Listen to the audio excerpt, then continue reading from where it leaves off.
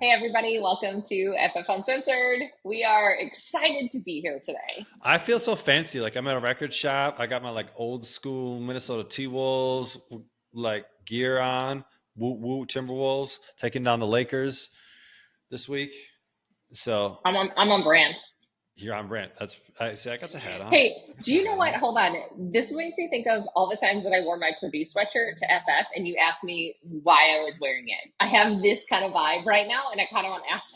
I am not coaching right now, and so I am just informing the people. Minnesota's cold, guys. It's cold. You got to wear lots of It's a great. sweatshirts. That's this is like you have to admit this is a great sweatshirt. Like this is, and it's not mine. It's Aaron's, but I stole it. I would like you to inform you that I'm a Bulls fan, so you can wear whatever sweatshirt you want, but if it ain't black and red, we don't care. That's been a really sad existence for the last 25 years. It doesn't matter. But yeah, you guys had a run. You had a run. I mean, just a little bit. Okay. So last time we talked about this subject, we were censored. Well, it's like kind of. I don't Or were know. we canceled? I think we might have I been flat out just I canceled think it by just I Aaron. think it just got deleted. And so, but it's all right. So we're at that time of year, right? We're seeing a lot at FF. We're seeing a lot of athletes coming in. We get athletes from all over the place, so they'll drive to come train with us. And they do it for any number of reasons, right? Like number one is they maybe don't have a strength and conditioning program at their school, so they don't have anything organized. I actually just met with a couple athletes from a neighboring school, and they just don't have one. Like, and so the extent of knowledge that they have is, I mean, it's zero, but it's like a phy ed class potentially. And we all know phy ed in most schools these days is more like gameplay and less around like true maybe skills in the weight room and things like that. Performance? Performance, yeah. I mean, that's just not part of the curriculum, and whatever. Um, and so they come and they seek out help, which is awesome. And but like we have other athletes that run into, like, they maybe feel conflicted, right? Because they have a coach or they have a school that maybe has like a lackluster strength and conditioning program or something, because they want the kids to be active. They'd rather not have them do anything, but it was maybe pulled off the internet or something random. Um, So I'm gonna talk for us because ours. I don't know if you guys are in this, but in Mississippi, the majority of our high school athletes they have a block for training in school. Whether they can practice, whether they practice their sport if they're able to, or if they're in the weight room doing strength training, um, it is in school part of their curriculum, counts as PE credits for them to do it. When they're juniors and seniors, if they're playing varsity sport, it's pretty much required of them to do this course. So um, it is something that is there and encouraged, if not like mandated for them to do. which is like actually like that's like a really good thing, right? Like I think that's a really good idea, mainly from most schools. Like, you stop doing like phy ed in like middle school. No, but this is like the football team is training with the football team, and the Yeah, softball team is training with the football team, softball right, team. Like it's not like right. But you're not. it's But not like a like phy ed class. I know I went through high school and I had plenty of blocks that were like study hall blocks that everybody knows there wasn't any studying getting done during that block, right? And so like it's an interesting concept to, like, I mean, it's like it's good, like it's good for these kids to be in the weight room and do this kind of stuff, and we all know the time after school there's just not a lot of it, right? And so Yep. like now if you add lifting on after practice, we're running into like 3 hour block of stuff, and then you got homework and other things after it, and so like it's not a bad idea. Okay, a And lot of that's these kids are still practicing for 3 hours plus right. after school too. So like, let's not get too crazy either. There's a reason that the SEC has some of the best athletes in the country, and maybe it's this. I don't know. Texas does the same thing. So Minnesota, So, maybe we take note. but what we're running into and what I see is that strength training programs in this capacity are designed for large groups, which means they're designed for the average athlete, the person that is in the middle of the group. So the both ends kind of don't always hit. They're also designed for what everybody can do and is capable and what's available in the space that they're in. Um, Also, you had mentioned like qualifications, like, who is qualified to do it. A lot of times you're seeing teachers and like athletic coaches running these programs, and that's I where call it like sport coaches. Okay, Right. Like yes. their area of expertise is in the sport. And so Yeah. like that's what they've done, that's what they studied, like they're experts in that field. And a lot of schools don't have a dedicated like strength and conditioning professional. They don't have the budget to be able to have that Mhm. person. And these sport coaches know that their kids need to do something, right? And so they want to provide them with it. And so whether or not it's the best thing is probably up for debate, right? Because that's just not their area of expertise. Like it would be like me trying to teach someone how to weld, right? I could probably do it, right? But I'm not going to be very I good mean, at it. crap, you could watch a YouTube video. You might be able to figure it out. Right, but like I'm not going to be able to like make No. a perfect well, like you know what I mean? It's just like Yep. it's not my area of expertise. Cool, right? Yeah. And so that's I mean a lot of what we're trying to fill as a business is like this is what we do, right? We've went to school for coaching. We have certifications in these things. We've worked with athletes for years. Like I'm not going to pretend like I can step on a football field and drum up a defense that's going to be effective. Man, I didn't even like to tackle people in high school. And so, like, I don't even sometimes know which positions are offense and defense. I was I like, do. man, I mean, like, I think 10 years ago I didn't. I do now, but like, I just remember coaching athletes and being like, yeah, I don't really know what that takes, but I know what it takes to be more explosive and more all right, powerful and move better and be stronger. Like, that is my wheelhouse. And that's where I'm really, really good as a coach because right. I know the steps that it takes to get you there. I understand the demands of the sport, right? I understand the energy systems that are necessary in order to excel at it, right? I know how to influence those energy systems. I know how to influence physiological symptoms, and we know how to assess. I think that's one of the big challenges in coaching large groups of people is you just don't have the capacity to do a lot of assessment, right? Because you have to cater to 30, 40, 50 kids. Like you don't have time to spend an hour with each kid, right? Like we do with every new client that comes in. Like we run them through everything. Like we're checking out every joint, we're checking out every boo boo, we're looking at past history. And then ultimately, your program is designed for where you're at, where you want to go, and what you have the capacity to do, right? And so I'm at a luxury where I don't have to program for 50 kids, right? I can program for you, and you can come into a facility that has all the fun bells and whistles where we can get you better, even if we're not going to squat. Cool. We can push the sled. We can, Yeah. do lots of other things in order to improve that if that isn't a quality that works. But if I'm a strength conditioning coach and I have 15 squat racks, everybody's squatting, right? That's the tool that I have, and I got a lot of it. So let's go. Yeah, and I mean the other thing is we're looking at squat variations based on the athlete that's in front of us. What movement pattern maybe looks better, and maybe there's a reason that I keep having a certain athlete that's front squatting over and over again, and he's like, "Man, can I back squat?" And I'm over here like, "No, there's a reason that you're not back squatting, and here's why." Um, and they'll be like, "But I do it at school." I go, "Yeah, great, you do it at school, but you're not getting this movement pattern there because you have so many people in there because of these, other factors that go in there." I would say front squat is one of the most missed moves in male sports in a weight room. For some reason, no one wants to front squat. There's probably You even can't go as heavy. there's a fair amount of debate on whether you should even squat altogether, but that's for another day. But there's so many other little nuances.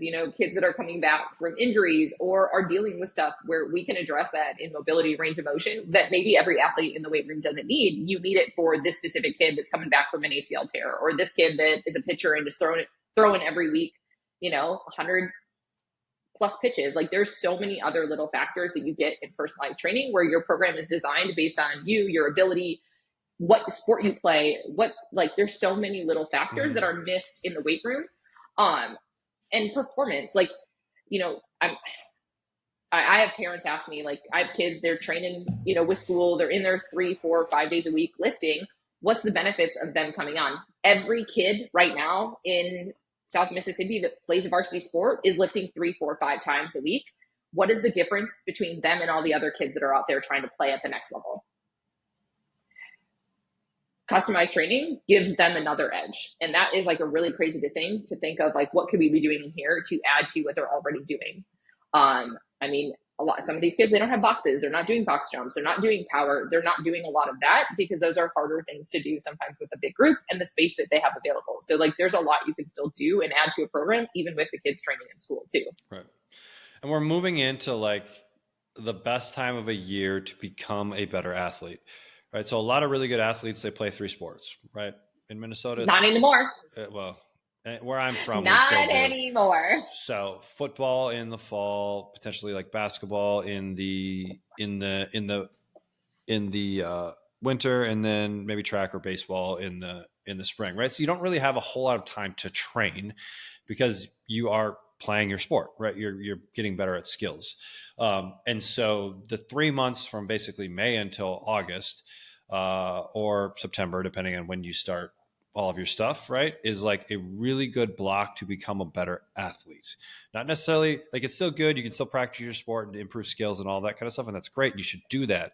But this is a block of time when you don't have as much commitment to other things that allows you to get bigger, faster, and stronger.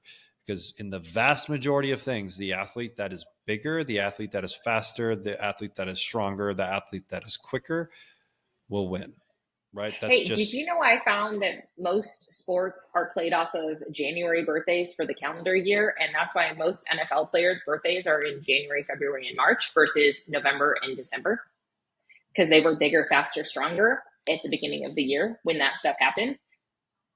or they're playing against everyone that's younger than them.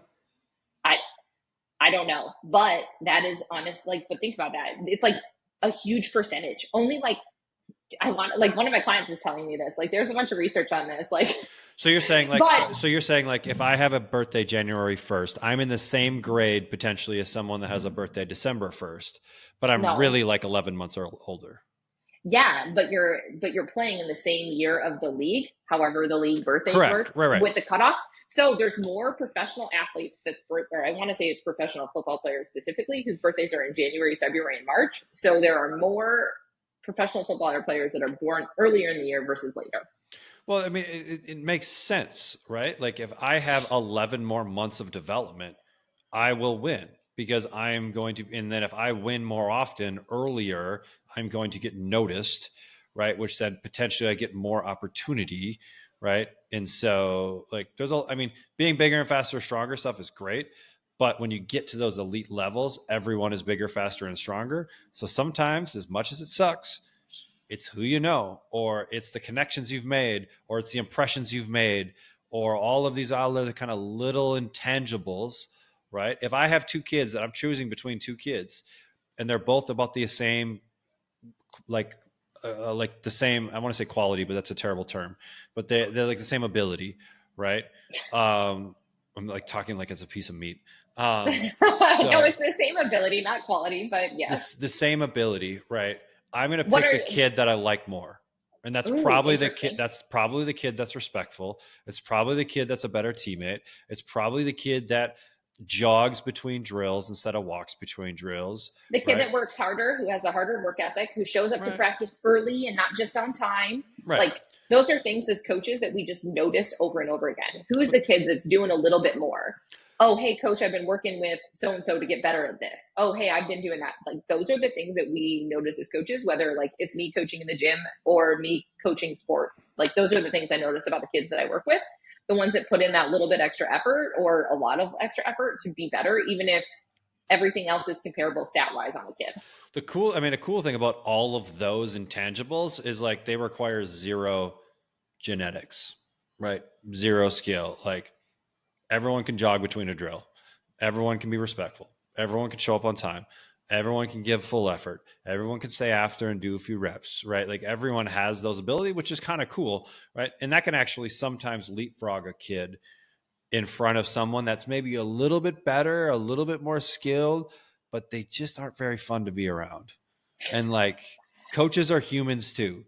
And right. And like, especially at like the high school level. And I don't think many kids get it. Like, I don't know if I got this early on.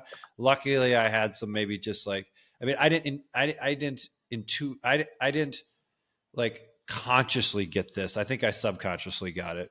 And it's more of my personality.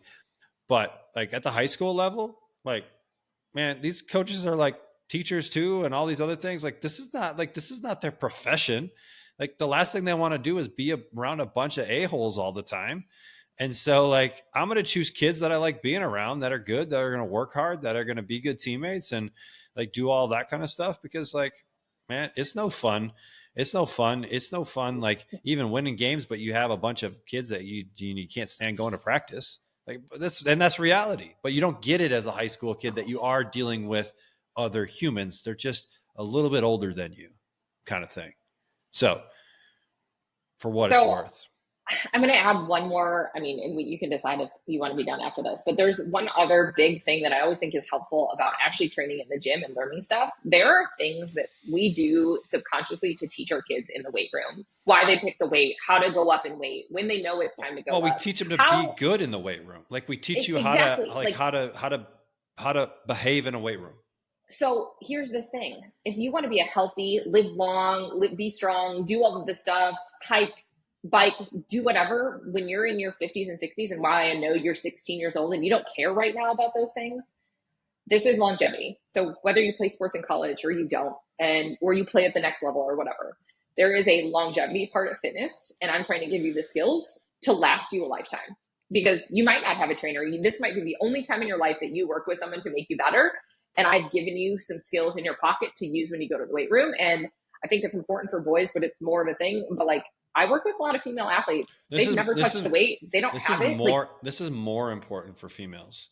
it is so. Every single female should be strength training from literally like teenage years on, because much of their bone density, much of that stuff is built in their 20s. And so if like you don't choose to get into this stuff until much later, you've lost a massive window and a bunch of hormones that would have made it a whole lot easier to execute on some of this stuff. So, what can I give you at 16 that's going to help you at 25, 35, 45, 55? Like, there is so much more power to it than just like, hey, I'm trying to make sure you get to play at college level, which, like, trust me, as your trainer, I want you to reach all of those levels in your goals, like, because I invest in all of it. Everyone who walks through this door, I have some kind of investment into emotionally, physically, time, sweat, crap. I've cried in here with them too. So like, there's not anything above that, but like, know that like there's so much more to strength training and being better and faster and stronger than just like playing at the next level too, which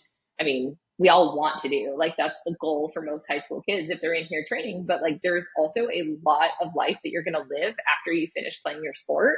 And I hope that they all want to do it in the most healthy way possible. And strength training and being in the gym and not just getting on an elliptical is like what I want them to feel like they can do.